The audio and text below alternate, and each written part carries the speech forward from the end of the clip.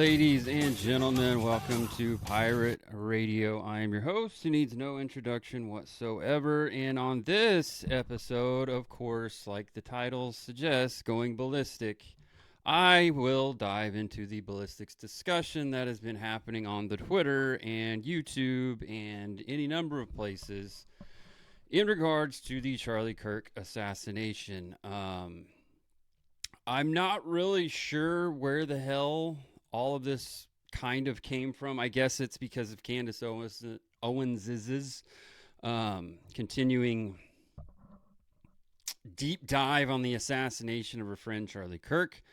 I don't really know what to say about Candace Owens. I don't really take in her content. I don't know. We're going to not really judge Candace Owens too harshly as long as we can. Anyway. And by we, I mean me, because none of you have a voice on this show whatsoever unless I ask you on it and you show up and do that stuff, which we'll start doing a little bit more of. Or I guess if you are diving in and commenting, I guess I could probably read those. Anyway, if you're on the live feed, you can see the comments. We got bees in the comments talking about batshit yet sexy. Yeah. Well, it's to be determined. There's a poll out there. But anyway, so the discussion has come about from Ian Carroll has dove into it. If you're not familiar with Ian Carroll, well, that's kind of on you. But he's on the Candace Owens side. And then Ian Carroll went at Phoenix Ammunition. They went back and forth. A guy who literally makes ammunition. Now, he doesn't make 30-06 ammunition, but he does make ammunition. And would be a very good source in regards to ballistics and what bullets do and don't do and can do and might do and all of the different things when we're talking about ballistics. If you're not familiar with ballistics, it's basically what happens when you fire a gun. The projectile that comes out, all of the science, all of the stuff that then happens once you fire the gun. Okay.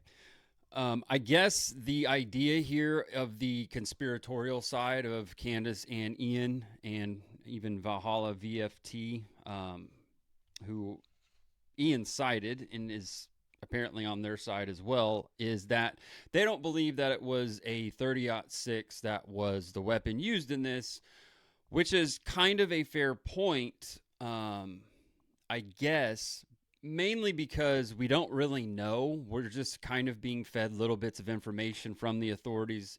There's a very grainy, horrible picture of a gun that I'm not even going to try to put up here on the screen. It's the only picture that comes up when you Google like Charlie Kirk assassination gun. It's laying on the ground. It's lit by a flashlight. It appears to be a Mauser 98K, which would be that firearm right there if you're watching the live stream or the replay over my right hand. That is a Mauser 98K that was converted, rebarreled into 30-06, which I've talked about on here before. Was a pretty prevalent modification at a certain time post-World War II because 30-06 ammunition was prevalent. Those guns were very prevalent, being brought in post-World War II. But their assertion is that that is not the murder weapon, the assassination weapon. And so if it's not the assassination weapon, then what we're being told that a 30-06 bullet was used wasn't used, or vice versa. I guess you can flip those. Those are kind of interchangeable. They don't believe it's a 30-06, so the weapon we are shown is not the weapon. Fair enough. That's a valid point. But the way you're getting there, guys, and I've messaged at Ian Carroll numerous times this week, availing my services, to go on a show and give like a 5-minute test, or give him a 5-minute, just really brief synopsis of what ballistics are, what they can do, what they can't do, and basically just a really short breakdown that I'll do basically here. So I'm sure most of you that are listening to this are probably familiar with firearms, what they can and what they can't do, what ballistics are, and any number of different variables that go into shooting, when you hit a target, what happens, what doesn't happen, all of that. But for those of you, and even those of you that are familiar with what ballistics are, you might not be familiar with what that really entails, I guess, or what changes. So I have, if you're listening to this, this is going to be great for you because you won't have any clue. But I have 4 different 9mm bullets. This is a full metal jacket. It's hard to get the camera to focus in on it. I don't know. It's not the world's greatest camera. Basically, this is a copper covered piece of lead.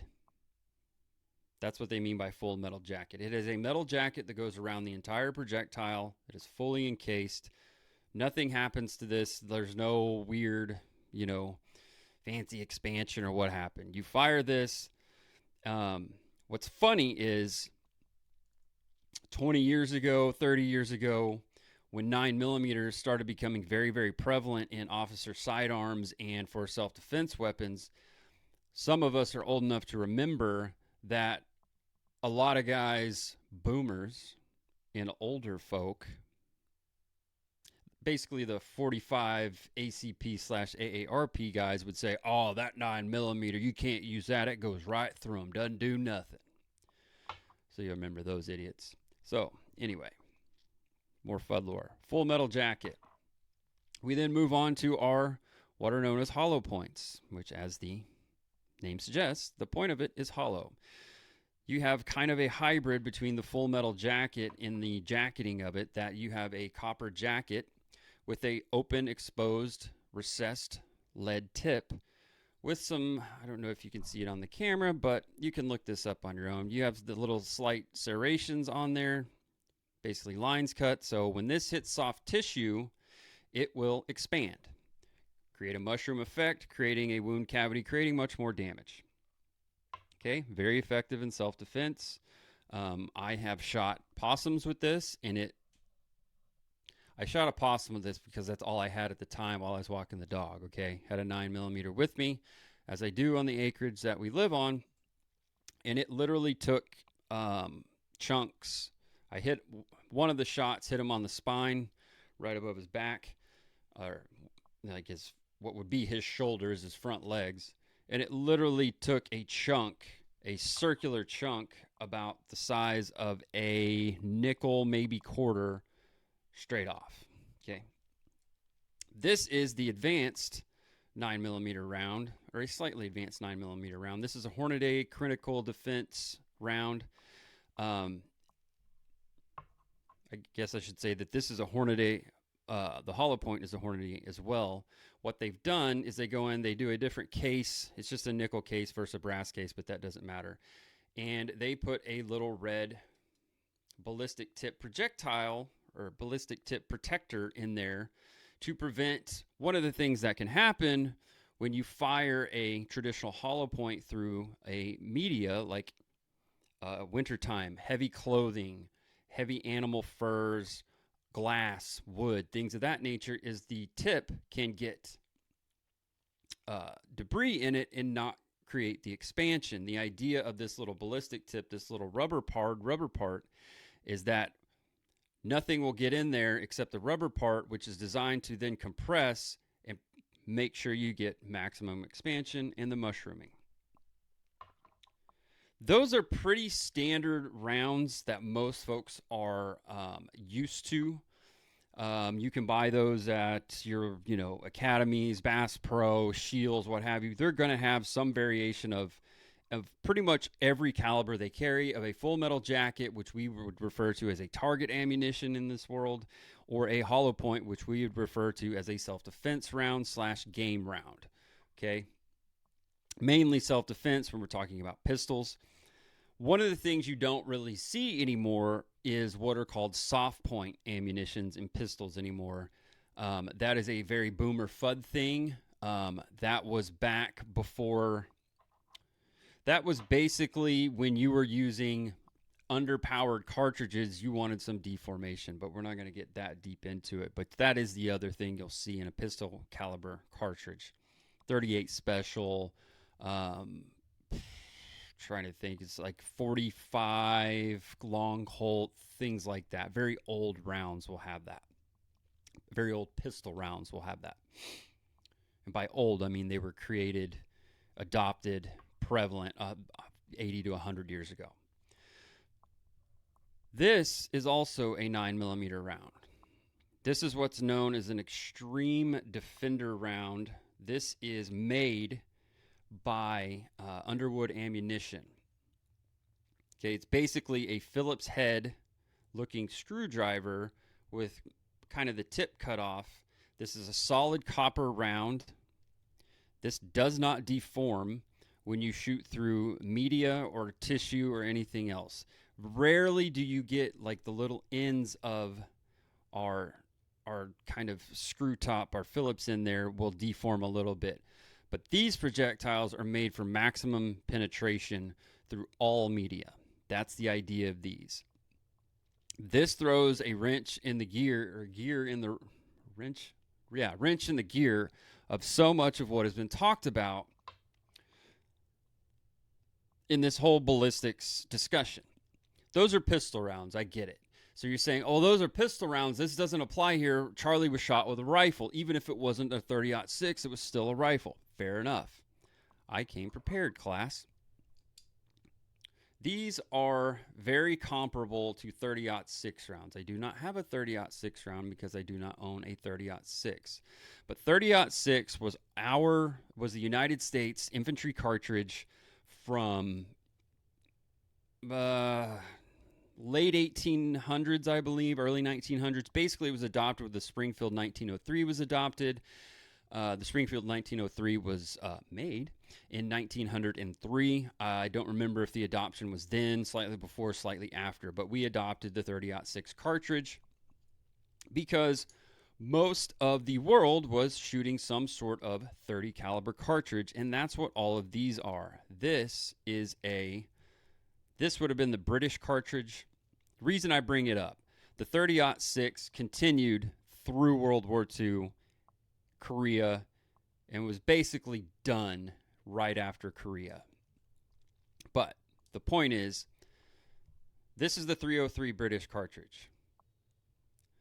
This is an 8mm Mauser cartridge, which, coincidentally enough, that rifle, the Mauser 98K, would shoot this cartridge. This is another Mauser 8mm cartridge. This is another 30 caliber cartridge. This is the Soviet 7.62x54R, R standing for rimmed, which means the cartridge has a rim on it. You'll notice the others don't have a protruding rim. It's hard to see on camera. Anyway, I'm going to stick with the two 8mm Mauser bullets because this is where the soft point comes in. This is a soft point ammunition. So again, we have our copper jacket over a lead core, but then we have a lead protrusion out the end. And the idea of this is at a high velocity, this is a great game cartridge because it will hit. And once it hits, that soft lead core will start to deform, but it won't deform greatly until it hits like a hard barrier, i.e. bone or something else, and will absolutely just destroy inside the animal. This was a very old school way of making a bullet with expansion, but also with our retention of our actual bullet. This is kind of a cheap way of making your grandfather's like hollow point. Nowadays, you would have more of like a hollow point expanding. Bullet technology has gotten fantastic.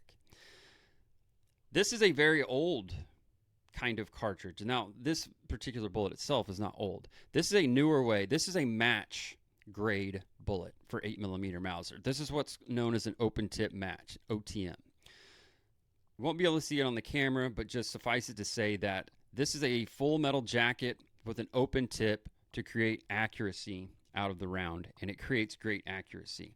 I will tell you, years ago when I was shooting that Mauser, when 8mm Mauser was prevalent, so this is a Hornet A match. I don't believe they make this ammunition post-COVID.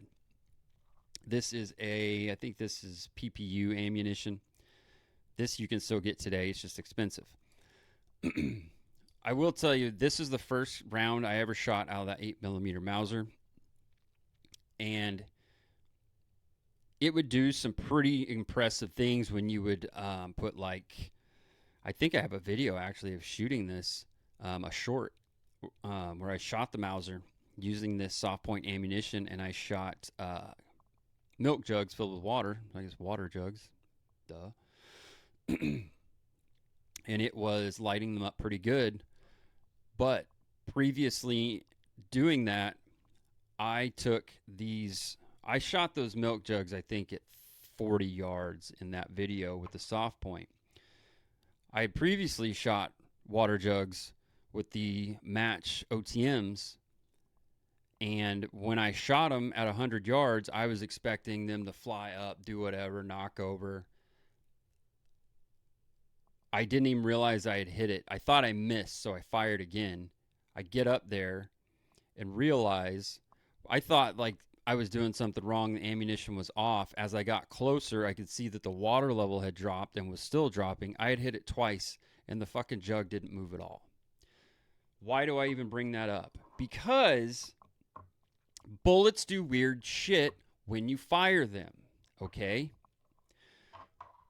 Not only do they do weird shit when you fire them, sometimes when you have like a full metal jacket, projectile like this, full metal jacket, sometimes for whatever reason, whether it's just poor quality control, it just wasn't the right mixture that day, your barrel, there's something going on there, maybe it wasn't seated right, this, that, or the other. Sometimes bullets can lose their jacket and they just yaw off to nowhere.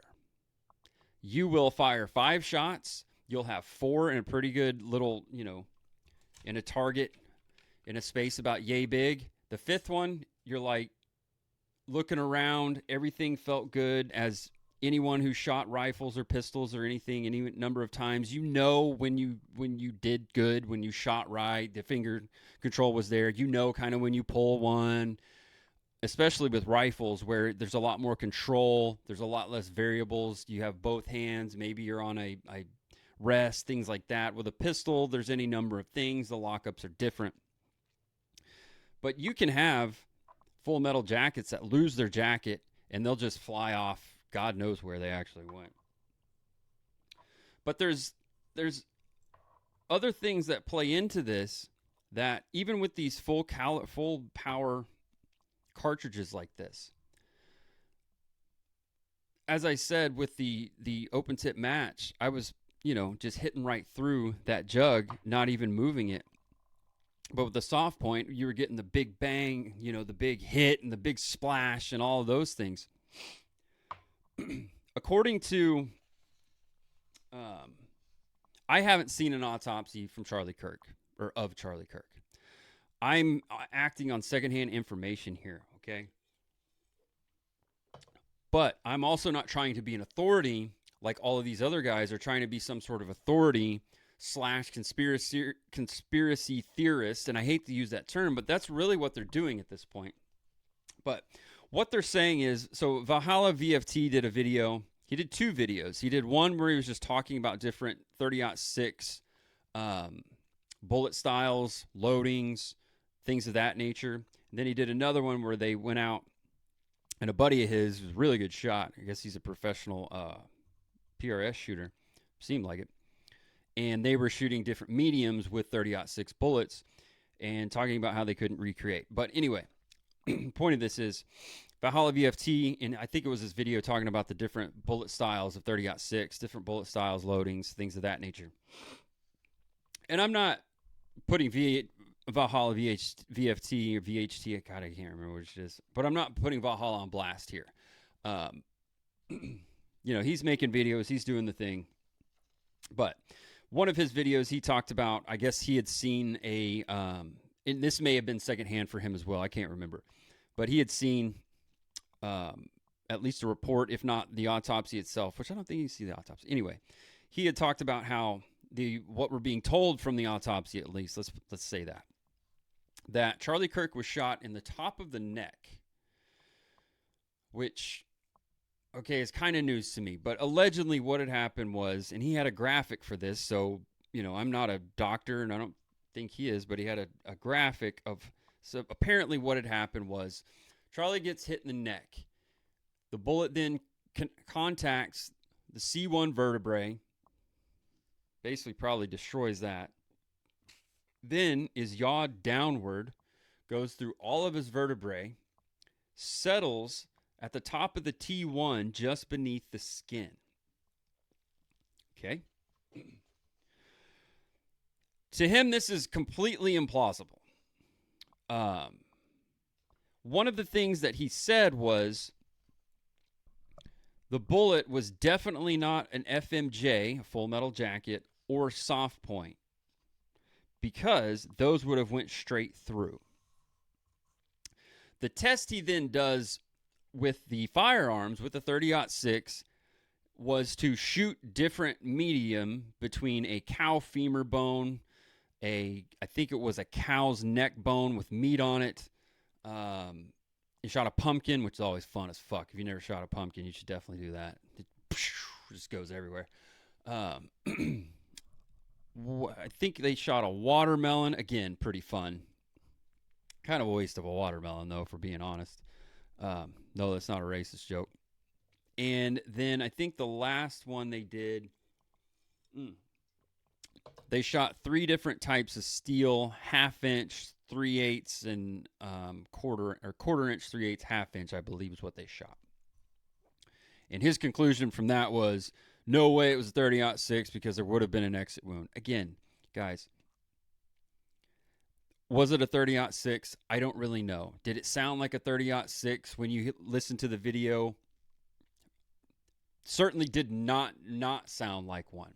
It's not like Vegas where you hear the bullets, you hear the guy firing, and you're like, I think that was a pig or an M249. That was not a bump stock AR, but hey, that's a different subject.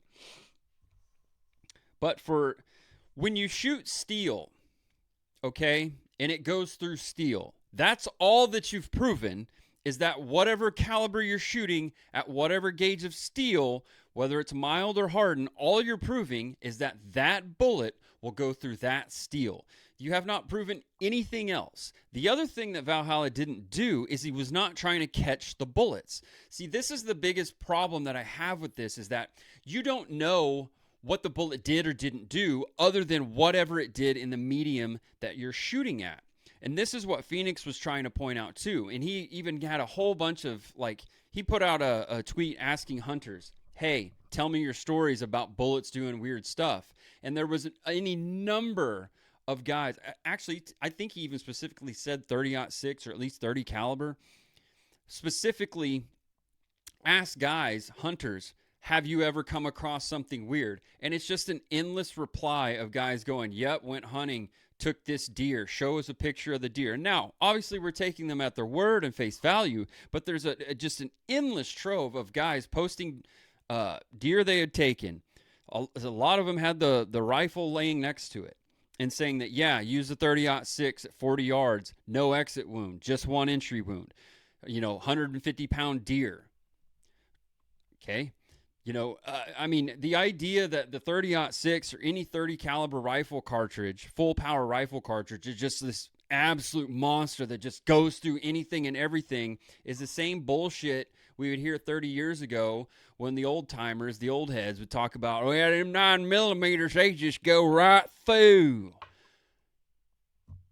Okay, I'm not going to use the gay F word. But yeah, old guy, if you use a full metal jacket, guess what happens? It goes right through. But yours doesn't because you're using a subsonic round in 45 AARP, you fucking idiot. The same guys were using soft points or knew their best buddy was using a 38 special with a soft point in it. And that thing didn't have enough power to hardly even bust up the soft point.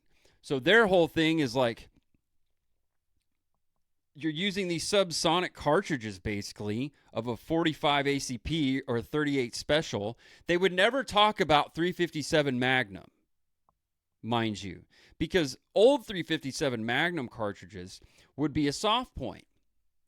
And that would blaze right into and sometimes through people. But it's a Magnum cartridge. It is very powerful. And then they came out with hollow point 357 Magnum.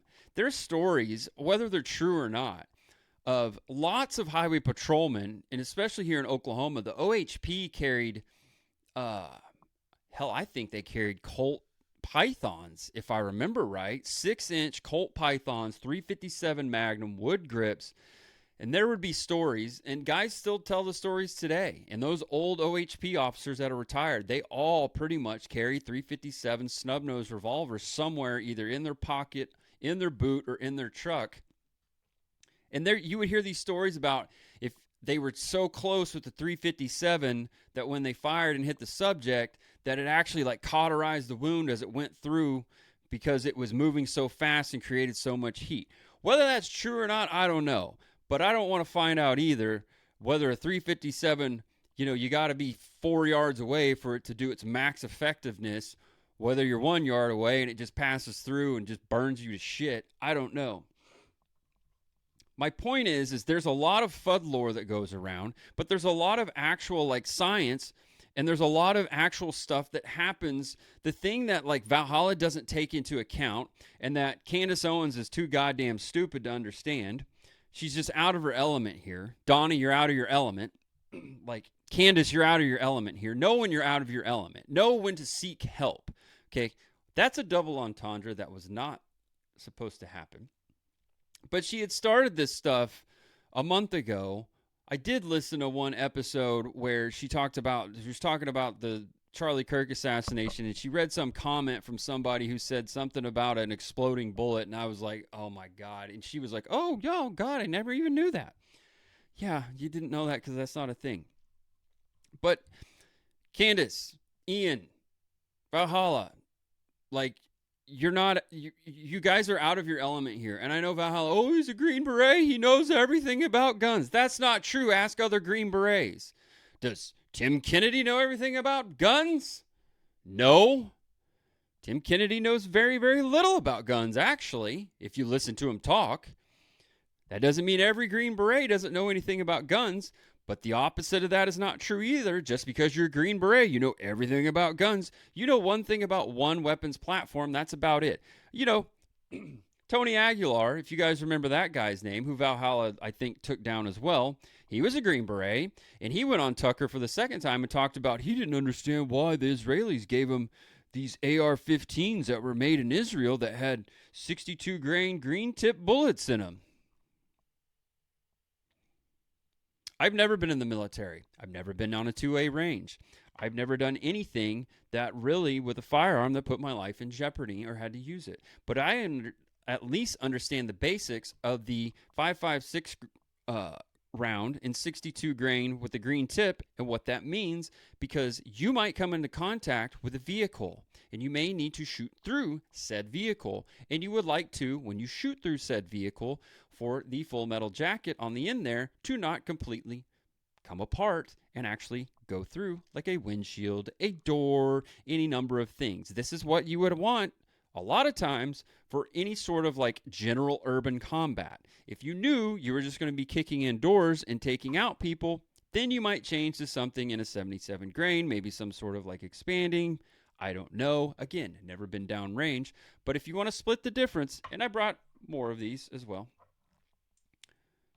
Generally, what you're going to get out of a 5.56 round, the most common round is somewhere in the neighborhood of not somewhere in the neighborhood, but it's going to be a 55 grain full metal jacket moving at around somewhere in the neighborhood of 2,800 to 3,000 feet per second. That's going to be your general kind of round. The next best thing is something like the 62 grain, which is a little heavier bullet moving at roughly the same speed. And mainly the reason you're going to have a 62 grain if you're infantry, if you're in the United States military or some sort of like pure NATO country or someone who uses the same technology and weapons and tactics, is because the rifles are now basically set up to fire 62 grain ammunition. This is the other part we're going to get into. When we don't know, so if we take these the conspiracy side of things that say, oh, we don't think it was a 30-06 that did this. Again, fair enough. Here's the thing. When you don't know what weapon did it, you cannot speak to the ballistics whatsoever. If we say, okay, we're being told it was a 30-06 that did this, the next question you have to ask is, what was the barrel length? This plays a significant part in the ballistics of any sort of firearm. There's a lot of what we call pistol caliber carbines out there, or carbines, however you want to say it. But basically, what a pistol caliber carbine is it's a rifle length, somewhere in the neighborhood of rifle length, rifle that shoots a pistol caliber, like a 9mm, is a very popular pistol caliber carbine. It's basically taking a pistol caliber cartridge, putting it in something that has a longer barrel and a stock. That way, when you put it into something that has a longer barrel, you get something called dwell time, or you increase your dwell time. You have dwell time every time you fire a shot. What dwell time is when you fire a bullet, assume this is in the barrel, bang, we hit our primer, our bullet goes off. The point at which the bullet starts its travel to the point at which it comes out of the barrel is what we call dwell time. So a 4-inch barrel has a longer dwell time than a 3-inch barrel. And when you have a longer dwell time, you get a more robust full powder burn, which means you also get a lot more, you get a higher velocity out of a longer dwell time, i.e. a longer barrel. Now, without getting into the full ballistics of, why wouldn't you have a 24-inch barrel on a pistol caliber carbine? Because, you don't have enough power, and then blah, blah, blah. You'll lose power at a certain point. This is like exhaust systems in cars. There's too short, there's too long. There's a happy medium. But the point of this is, when you have a shorter dwell time over a longer dwell time, that means you have less muzzle pound, foot energy, and muzzle velocity coming out of the firearm. So, let's say, we'll take our Mauser. That Mauser has a 24-inch barrel, if I remember correctly. If you were to take that barrel, so that Mauser with this ammunition roughly is 3,000 feet per second coming out of that muzzle. If you take that barrel and you cut it in half down to 12 inches, now you won't necessarily cut your feet per second in half, but you are going to lose somewhere in the neighborhood of 1,000 feet per second. That means you're going to lose muzzle energy and muzzle foot pounds of energy as it goes down range. That means the weight at which it hits the target. Okay. This actually, if you have too short of a barrel, you will get incomplete deformation of your actual bullet.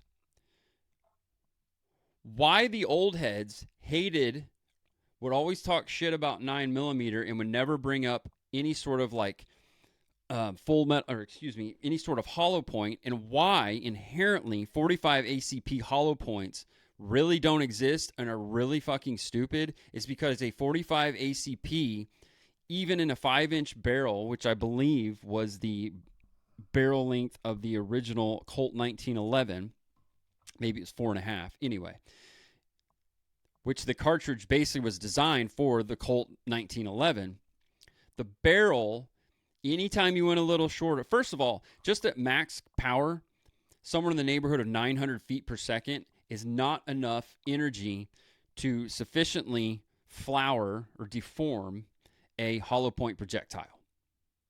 It's not. It's just literally not. That's why you don't really see, if you see a 45 that is some sort of like ballistic tipped or hollow point, it's going to be hyper ammo. It's going to be plus P. Just is. Just has to be. It doesn't have enough energy to deform or mushroom the head. So this does you jack or shit in a 45 ACP. But in a 9mm, you have plenty of energy to deform this hollow point. Now, you see plus P in 9mm as well, because we've been shortening barrels. We've got better bullet technology, things of that nature. But as you shorten the barrel, you need the bullet to go faster to produce our same flowering. Okay? As you shorten the barrel, you're going to slow the bullet down inherently. So if they would have had like a Mauser 98. So here's the other thing. If they've said, from what I understand, that it was just a Mauser 98. Okay, the original Mauser 98, this is the K. K stands for Kurz, which in German means short. So this is K, or Karabine, I guess actually is what it was. They're Karabiner. But K generally in German means Kurz, means short. Like they have a 9mm Kurtz, which is 380 ACP, which is a short 9mm. Anyway, if that, if the, if everything we're being told is true, even though they changed the barrel out, they might have went to a shorter barrel when they went from 8mm Mauser to 30-06. Because when you're going through the woods and you're like, the idea of this is probably a hunting rifle. So as you're going through the woods and you're moving around with a hunting rifle, long objects that do not break down in woods is not fun to walk around with. Let's just put it that way. Anyway, so there is a potential that when you look on a website or on the box of ammunition and it says, you know, this 30-06 round is 3,000 feet per second and 2,800 foot-pounds of energy. Okay, that's at the muzzle, and that was under a specific set of circumstances. And what I mean by that is that means a lot of times they don't tell you, but that testing would have been done indoors under ideal conditions, you know, 70 degrees, 75 degrees. It would have been stable conditions. It's going to be out a specific firearm with a specific barrel length from a rest with a certain, you know, sort of calibrated chronograph, something like that. That could have been an average of 5 shots, 10 shots, 100 shots, 1 shot.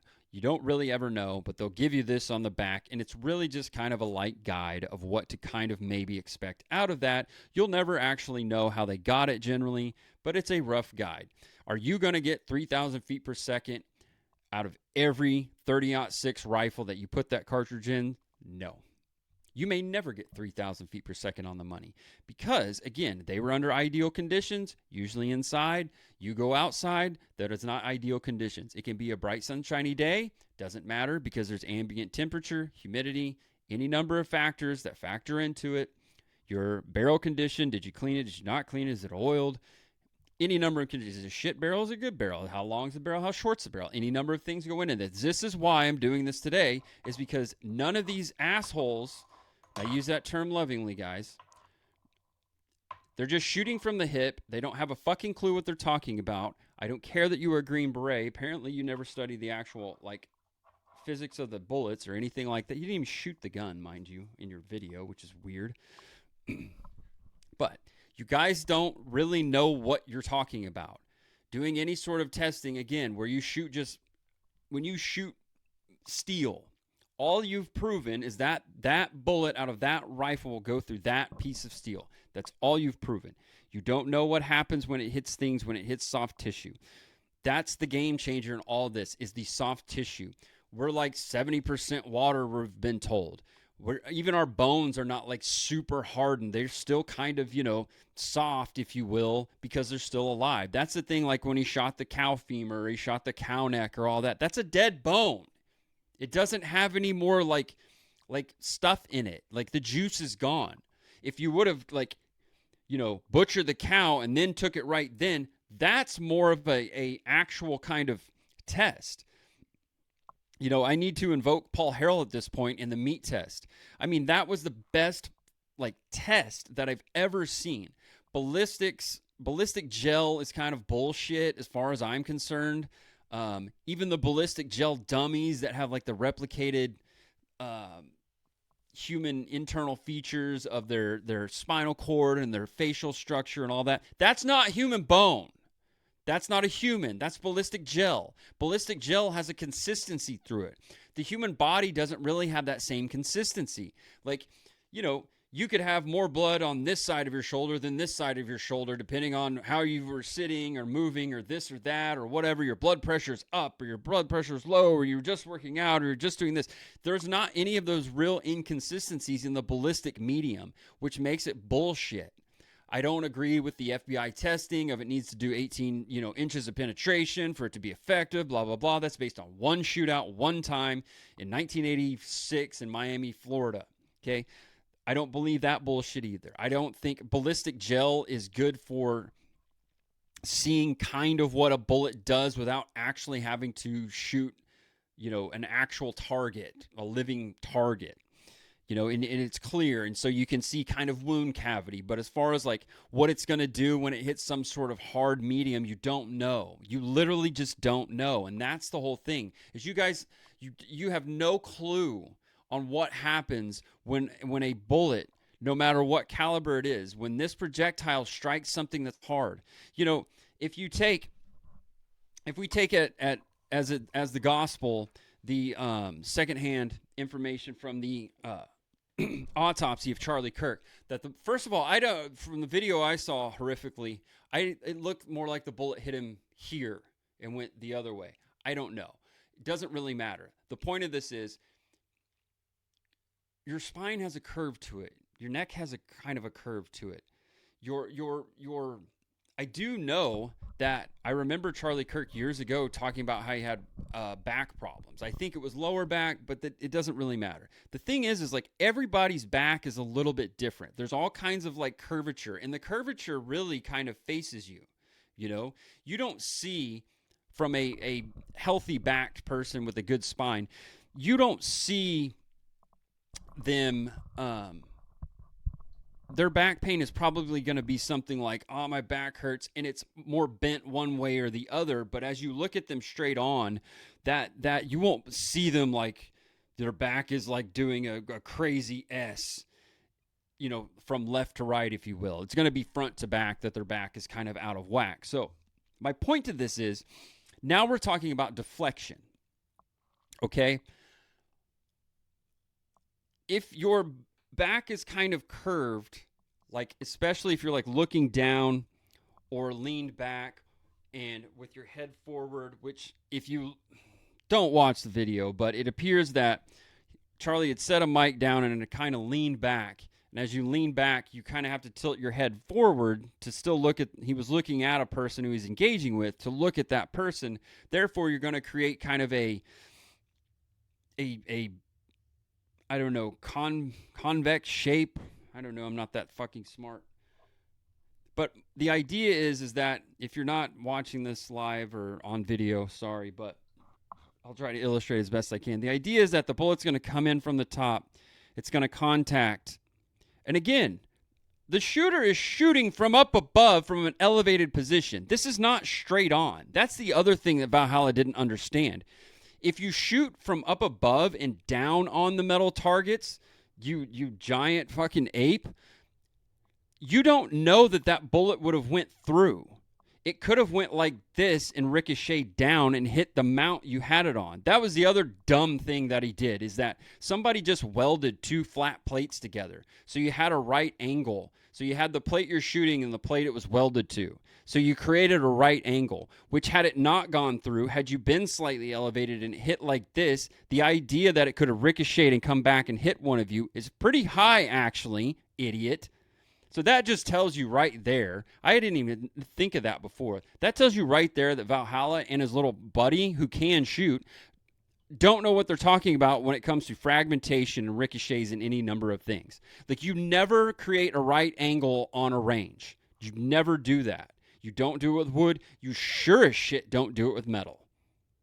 Don't ever create a metal right angle on a range. That is the dumbest thing you can possibly do. The average, you're just upping the chance of a ricochet coming directly back at you. But my point is that you can go out and shoot steel straight on and get one reading. This is the funniest part about his test. If you go watch the test, the third target that his buddy shot, he hit on the side of the target. So he had a metal target. We're going to call this Post-it note metal. He hit it kind of here. And what did it do, class? It created a great indention and veered off. What happens when you take the same thing, you take your guy, he's up top, you're at an elevated shooting position. Charlie Kirk is sitting something like this. The bullet's going to come down, right? It's not going to come straight on. It's going to come at an angle down. What happens? What is the least path of resistance for said bullet when it contacts something hard? Is it to yaw up and out? Or is it to go completely down? Wouldn't this make sense? Ian, Candace, Valhalla, any other number of simps in the comments who are backing them up. He's at an elevated position 140 yards away. You guys are fucking stupid. Was it a 30-06 use? No clue. Is it possible that it was a 30-06 use based on all the information we have right now? Absolutely. It is very possible. Because again, you guys don't even know what style of bullet was used. We're being told, I've read reports that the bullet did fragment, and they found fragments in Charlie. I've also read another report that one of the fragments left Charlie's body. The other part of this is everyone's expecting on the white, TPUSA banner behind Charlie, they're expecting to just see a hole appear. Guys, the shot came from above, from an elevated position. It hit him in the spine. The idea that it's going to somehow go straight, it is possible. The idea that it's going to go straight through, that is possible. If you don't hit the spine. It was possible under all of these circumstances that we could have seen Charlie's spine blow out of the back of his fucking neck that day. And I'm glad that that didn't happen because it was horrific enough. My point to all of this is I posted earlier today a picture of Paul Harrell after he had shot the meat target with 38 special bullets. He's holding 5 of them in his hand. They were all expanding hollow point projectiles. He fired 5 shots, 5 hits in the same target, ammo out of the same box on the same day at the same distance out of the same pistol, and he got 5 different results from the bullets that went into the same target. 5 different results. 4 of them went through the target and were stopped by the shirt on the back. 1 of them lodged in the second set of ribs, in the back ribs. Okay, that's 5 shots at the same time. 5 completely different results, 5 different bullet deformations. 1 didn't deform at all. 4 of them barely deformed. I mean, it was all over the place. So the idea that you're going to be able to sort of replicate any sort of shot, which I'm probably going to end up doing at some point, is just retarded. I don't know. I guess I probably would do it if I could figure out exactly how to figure this. I'm figuring it up in my mind right now, but I'll do that later. Anyway, I posted earlier. I wish you guys go on my Twitter and check out. I have a question about Candace Owens that I need all of you to answer. I'm not even really sure where I fall on it at this point, but I posted a poll. It's a yes, no, or other with an explanation. Is Candace Owens hot or not? I don't know. I can't figure it out. I need you all to weigh in. I will tell you this. So there's some criteria that you need to think about. Yes, I know she's kind of a nutter, okay? But, the hot, crazy matrix is a fucking thing. Here's the thing. You got to consider other things other than look/appearance. But she has a very pleasant appearance.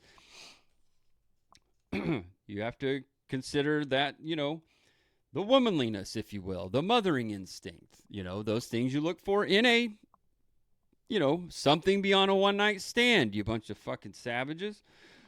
Personality. We can go either way on that. Sound of a voice sometimes is a little, it gets up there, but, it's things you got to consider. I don't remember if I said character, but I'll say that. Again, 50-50. I will tell you this, that if you look for a risque photo of Candace Owens, you're not going to find it on the internet, at least not in a, quick Google search. Anyway, so go answer that one. I have to cover this story because it's so fucking crazy. Okay? I don't really talk a lot of sports on this, but this one, if you guys haven't heard about the Michigan football coach who just lost his job in his life, boy, are you missing out. This is unreal. Okay, so literally 2 weeks ago, Ohio State football team goes to Michigan. It's the rivalry of all rivalries, if you will. It's a big-time rivalry no matter where you're from. If you like college football, you watch this game.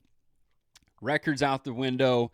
Both teams were pretty good. Ohio State ended up dominating 27-9 in Michigan in the snow. But the thing is like 2 weeks ago, he's coaching in like one of the biggest college football games on planet Earth, and now he's in jail and fired. How did that happen, you ask? Well, former Michigan football coach, this is according to ESPN.com. Former Michigan football coach Sharon Moore faces 3 criminal charges in his arraignment Friday, which was today, that revealed the details of his action that led him to being arrested and jailed hours after he was fired Wednesday. Today, prosecutors charged Moore with felony third-degree home invasion and 2 misdemeanors, stalking in a domestic relationship and breaking and entering. Moore was released from jail after meeting the $25,000 bond, so I guess he's out. This arraignment and charges offered a window into Moore's actions after he was fired for cause due to an inappropriate relationship with a staff member. We'll come back to the cause later. Prosecutors said Friday that Moore forced entry into the woman's staff member's apartment, said, quote, "I'm going to kill myself. I'm going to make you watch. My blood is on your hands. You ruined my life," end quote. Let's see. He allegedly, according to the prosecutor, first assistant prosecutor, he quote-unquote barged his way into the woman's apartment. He went to a drawer in the kitchen and, quote, grabbed several butter knives and a pair of kitchen scissors. Bro, butter knife? That's going to hurt. Before threatening to take his own life. They also detailed that Moore had, quote, an intimate relationship, quote, unquote, with the woman he worked with for a, quote, a number of years, end quote, before she ended the relationship Monday. Man, the split prompted a flurry of calls and texts from Moore that the woman did not return. Moore is married to another woman, and they have 3 children. Moore's actions in the wake of his former lover breaking up with him led her to go to officials at Michigan and detail their relationship. The school had previously investigated a tip about the situation, sources have told ESPN, but could not prove it occurred. So, he had a side piece who ended it. He got pissed. She got scared. She told the university, who then fired him. Wednesday, this was crazy. It was like he got fired with some sort of inappropriate relationship, and everyone's like, a lot of coaches have done like relationship with staff members and the student body, pardon the pun, and whatever. And like it's not illegal, but it's kind of frowned upon. In different universities have different processes for if that's, good, bad, or indifferent, whatever. And then this shit breaks. We knew he was being investigated for something, but then this breaks that he gets arrested. We knew he was detained, I think, Wednesday, if not Thursday. We didn't know why. Now we know why. But dude goes in 2 weeks. This might be like the talent of the black man right here. In 2 weeks, he goes from on top to in jail, fired. When they fire you with cause. So when you're in a college football or National Football League, basically when you sign that contract, there's a buyout amount. Like they owe you money if they fire you or get rid of you, whatever. There's a buyout amount, okay? Whatever that buyout amount is between the parties involved. But when they fire you with cause because you did some bullshit like this, no money. So dude is probably broke. If he's not broke now, he'll be broke when his current actual wife divorces his ass with cause. You're losing your house, your car, your job, your bank account, your retirement, your career, possibly your freedom. My God, what a fall from grace. Unbelievable. It was bad enough that Ohio State whooped your ass and tripled up your score 27-9, but man, they blew you. They ruined your life. Go Buckeyes. It's unbelievable. Unfucking believable. Anyway, I had to cover that one. It was too crazy not to cover that one. We're coming up on an hour. I can't believe I was able to talk for this long about ballistics without shooting one firearm, without dropping one bullet, without dropping one F-word offensive to the gay community.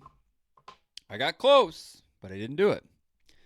Anyway, the thing is, when you hear, and look, I love a conspiracy theory as much as the next guy. I think the whole JFK nonsense has factored into this. That's a whole nother thing, like the magic bullet. There was no magic bullet, okay? There were bullet fragments in Connolly, there were bullet fragments in the car, there were bullet fragments in JFK, of course. There's no magic bullet. That's a farce. That's fake. That's not a thing. Okay? Was there other shooters? There might have been. But the other part is that Oswald was there. Oswald shot him. Oswald scored 2 hits. It's just how it went down. Possibly 3 hits. You have competing narratives from different, the hospital in Dallas and then the hospital and the official autopsy in D.C. or Virginia, whichever it was.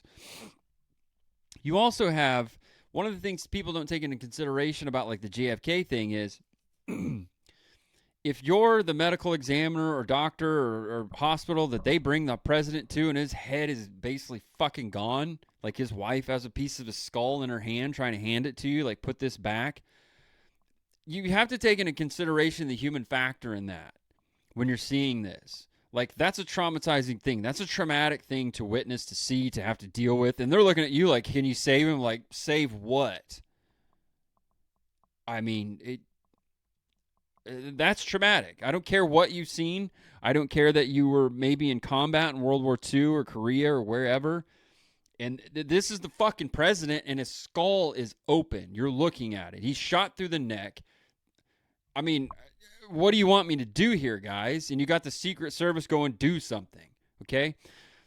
So I would rely a little bit more on the actual medical examiner, or not the actual, but the medical examiner who did the second one, a few days later or however long it was in D.C. or Virginia, whichever it was. I would rely a little bit more on that one to be accurate, a little more level-headed.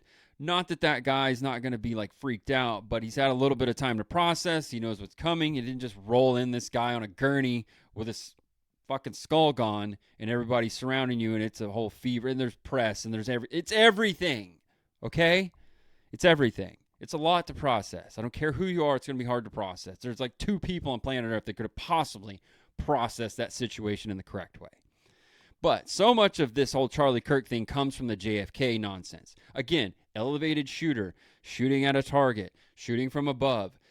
I mean, the ballistics from JFK of when the throat shot that came through that then went into Connolly's shoulder and then wrist, I think, everything was kind of lined up. That bullet landed like in the glove box, or fragments of it landed in the glove box. Like all of that kind of makes sense. Like it's in line.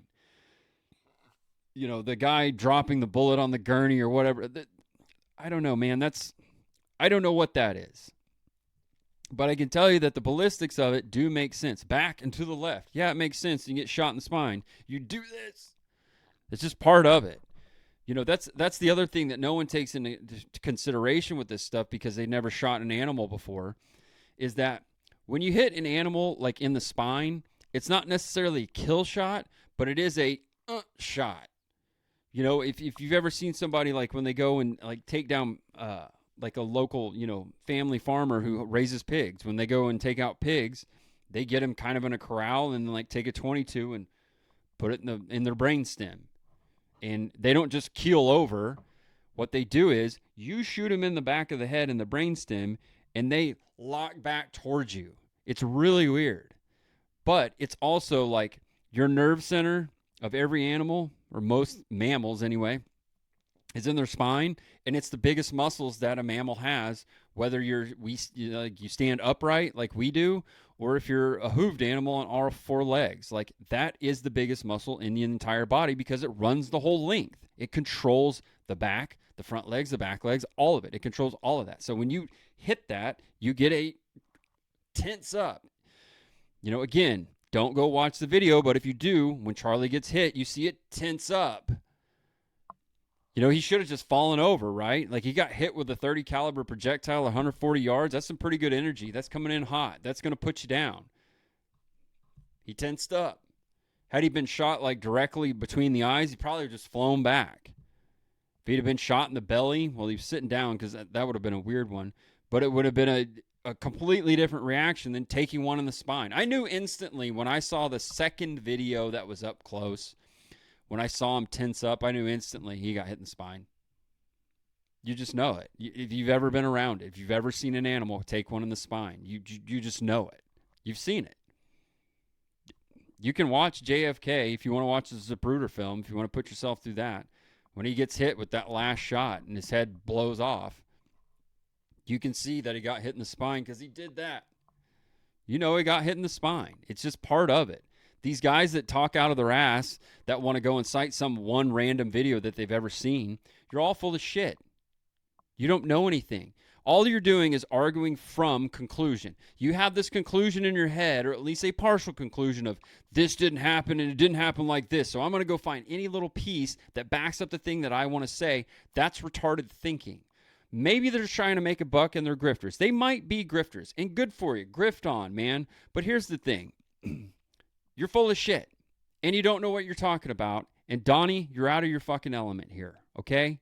I'm not an expert on this. I am very well versed in this. I've been around a lot of this. To call yourself an expert seems kind of weird. I think someone has to put that. It's like a nickname. Someone's got to put that label on you, and you should go, oh, man, I don't know. I'm just pretty well versed. Paul Harrell never called himself an expert. Paul Harrell has, I don't know how many hundreds of videos where he's testing all different types of things, different mediums, telling you stories of his hunting, telling you stories, any number of stories and weird stuff he's seen, that he shot deer with 9mm pistols, he shot deer with 5.7 by 28, he shot deer with shotguns, he shot deer with rifles, he shot deer with all kinds of things. And any number of things have happened, from his buddies to this, that, and the other. Guys who can shoot, guys who can't shoot, laying down prone, can't hit shit, any number of things, all of it. Different calibers, different loadings, anything. The guy never once called himself an expert. I think all of us would look at Paul Harrell, who are well-versed in what Paul Harrell did, God rest his soul, what he did, the video content he put out, and all the number of different things he did. A lot of us would say that guy's got a really good expert. That guy's an expert on shooting. I think a lot of us would put that label on him. And I think rightfully so. But it's not a label he would have put on himself. And rightfully so. Because that's something that someone has to put on you. Because you have a vast knowledge that you then demonstrate that you have a vast knowledge and a deep understanding of said thing. Then someone can put that label on you. I am not an expert on it. This isn't really my area of expertise of like things that I'm the best at. That comes into credit and finance and any number of those things. That's actually what I'm really, really, really good at. This is just a hobby that I really, really, really fucking like. And I've happened to be around in any number of different things that lend itself to this. But the point of it is, know when you're being lied to, know when someone's full of shit, and don't buy into their bullshit. If you want to watch from the sideline, like, man, this is crazy, she's just going nuts, like Candace Owens, man, she's out, she's just running wild. I get it, man. Like, it's fun to watch, it's fun to listen to, and just listen to it and be like, man, this is nuts. I do that with Tucker. I listen to Tucker Carlson all the time. He's a fucking character, man. I like the guy. Sounds great. Very engaging kind of show and content. He has some straight up nutters on there, man. And sometimes I'm like, man, even this one, I'm out and I got to check out. Like, But the thing is like, never take anyone at complete 100% face value. Even with the stuff I'm telling you, go out there and do your own research. Paul Harrell is a great resource to go to. There's any number of resources out there. But just know, when you compare different content, different resources, any different things, what you'll start to see is like patterns that make sense and patterns that don't make sense. Like the whole never have a right angle on a range. That's a Jerry Miculek thing. And if you don't know who Jerry Miculek is, look him up. That's where I heard that from. He said, you never want to have a right angle on a range because it just increases the chance you're going to get a ricochet. Okay. Guy's a world-class shooter. He knows his shit. He's way more well-versed than I am. Then he demonstrated, hey, here's what can happen when you do this. And then he demonstrated spalling. Like, he demonstrated when you have a right angle, here's what can happen. Will it happen every time? No. But it can happen, and we don't want to increase the risk of somebody getting hurt out here. Especially when you're shooting thousands of rounds a year. I mean, literally thousands of rounds a year. No right angles on a range. When you have a metal target, a steel target, you want it to be canted ever so slightly. That's why you want it, when they have those hangers, they all hang ever so slightly because it hits and down, hits and down, hits and down. If you do it the other way, hits an up, hits an up, hits an up. Now we're increasing the chance that it goes somewhere we don't want it to go. We want it to go on the ground or the berm. If it don't go on the berm, it needs to go on the ground. So what's under on the ground? You don't want to have like big rocks. You don't want to have other metal. You don't want to have anything down there. You don't want to have a right angle down there. You don't want to have like a T-post that you just threw down there and it creates some sort of weird angle where it goes down, bang, boom. Most of us have seen that guy shooting that 50 cal and it comes back and hits him right there in the earmuff, right? Don't want that. That guy went from one of the craziest videos you ever seen to like his death video with what?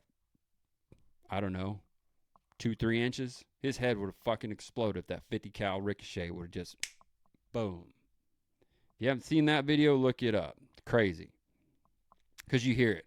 Boom, ping, boom. Hits him square in the muff. Knocks his muffs off him. Unbelievable. And the guy filming's like right there. Unbelievable. Anyway, that's my rant for tonight. Appreciate everybody who listened. Appreciate everybody hanging out. Everybody who listens later on the Spotify's or Apple Podcasts, whatever. I appreciate every one of you. I love doing this. Love talking about this. Go to my Twitter and vote in the poll on whether or not Candace Owens is hot or not. Give me a little follow over there if you don't mind. And until next time, everybody, enjoy your weekend and stay warm out there.